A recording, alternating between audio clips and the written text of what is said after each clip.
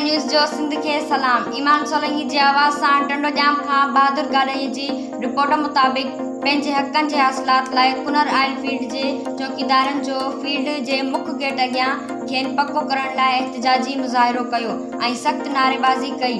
उन मौक़े ते एहतिजाज दौरान हिननि चयो त असांखे फील्ड में भर्ती थिए केतिरा ई साल गुज़री विया आहिनि ऐं पंहिंजी ड्यूटी ईमानदारीअ सां करे रहिया आहियूं, पर एतिरा साल गुज़रण बावजूदि अञा ताईं असांखे पको न कयो वियो आहे, जंहिं मां लॻे थो त फील्ड इंतिज़ामिया असांखे घर बीड़ो करण जी तयारियुनि में आहे। एहतिजाज कंदड़नि वधीक चयो त असांखे जल्द खां जल्द पको करे बेचैनी ख़तमु कई वञे, ॿी सूरत में एहतिजाज जो दाइरो वसी कयो वेंदो।